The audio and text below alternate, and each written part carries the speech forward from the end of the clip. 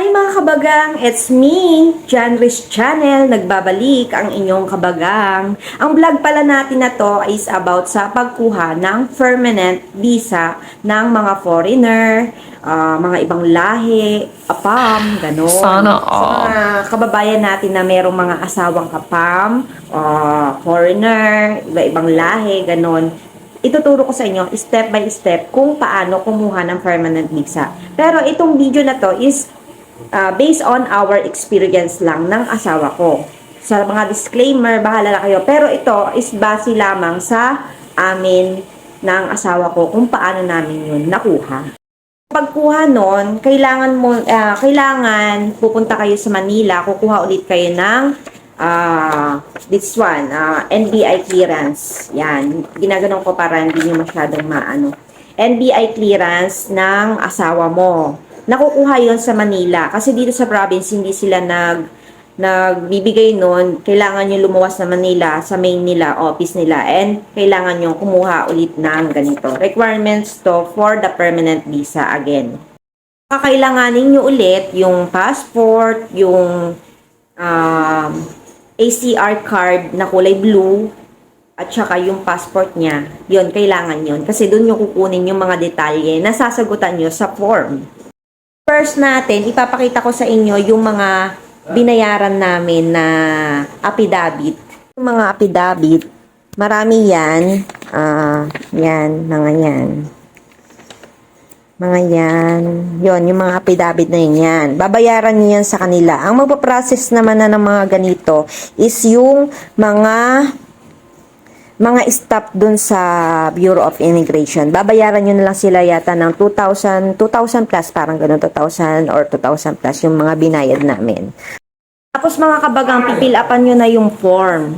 Noon, ayan, ito, Consolidated General Application Form for Immigrant Visa. So, yan ngayon, yung pipilapan nyo. So, ang tawag dyan is 3A Provisionary or 13A Permanent. Yon. So, andyan, ilalagay nyo yung passport ng asawa nyo, yung number, kung kailan expiration, kailan siya dumating dito, arrival niya, ano yung kanyang sinakyan na airplane, yan. Tapos, ipipilapan nyo siya dyan, yung pangalan niya, saan siya pinanganak, ano trabaho niya, and then yung address nyo. And then, after nan, doon sa likod naman, yung kailangan may kakilala kayong kaibigan nyo na ilalagay nyo dyan.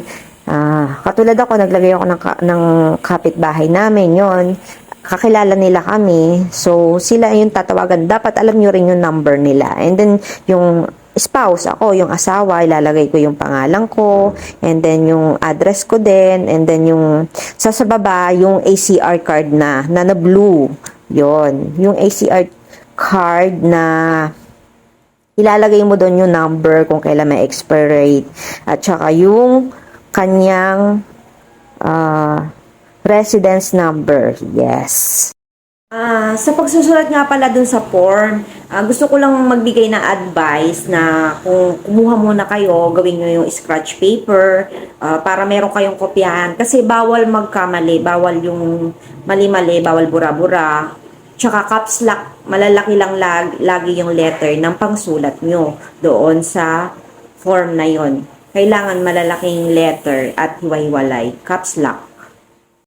Nga pala mga kabagang ha, magpapaserox pa kayong lahat eh. Papaserox nyo yung mga passport nyo, lahat ng ng book na yon, lahat ng page, ipapaserox nyo yon. Pati yung sa akin, yung sa asawa, ipapaserox din lahat ng mga passport na page.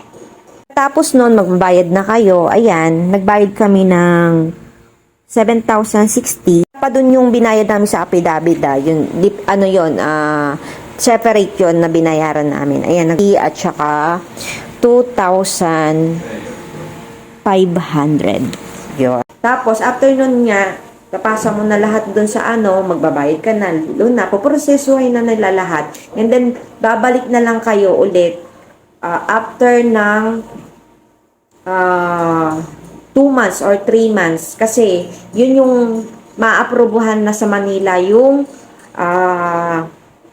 visa. Ngayon, yun naman, makikita nyo yun doon sa Google.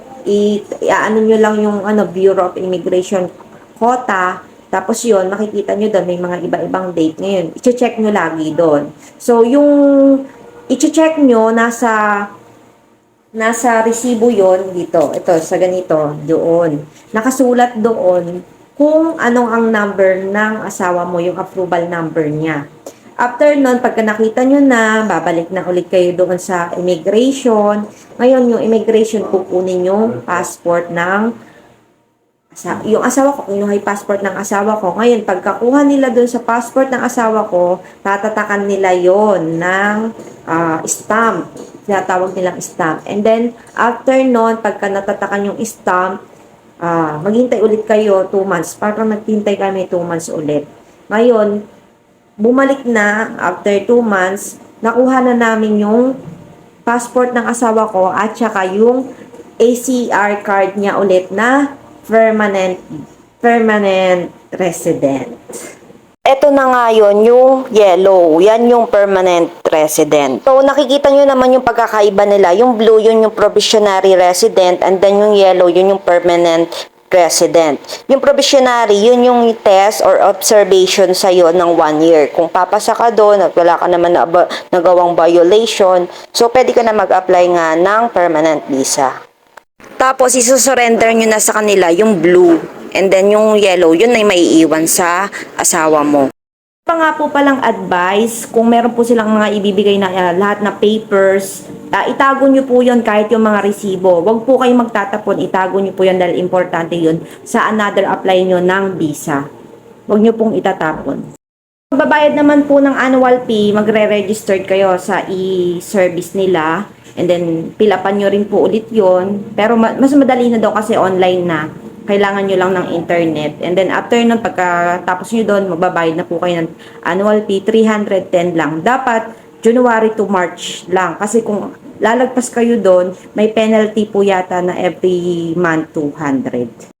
Mga kabagang, may good news pala ako sa inyo. Kasi dati, di ba doon siya sa Palayan, sa Business Hub, yung Bureau of Immigration. Ngayon, nilipat na sila dito sa Robinson, sa NE Pacific. Doon na sila ngayon. First floor, and then tabi ng handyman. Malapit na sila. So, convenient na siya na puntahan. Hindi na siya hassle. Kasi, kung sa Palayan, babiyahe pa. Katulad ako noon, kami dalawa ng asawa ko, bumabiyahe pa kami, nag-aarkila pa kami ng sasakyan, papunta doon. Ngayon, hindi na kasi sa NE Pacific na lang, sa Robinson, first floor. So, mga kabagang, kung nagustuhan nyo itong video na to at nakatulong sa inyo, don't forget to subscribe me sa John Reese channel and follow me and subscribe. Thank you so much. Sana nagustuhan nyo at nakatulong tong video na to. Bye-bye! 5 years nga pala ang validity nito, kaya mas makakatipid kayo at mas maganda. Thank you!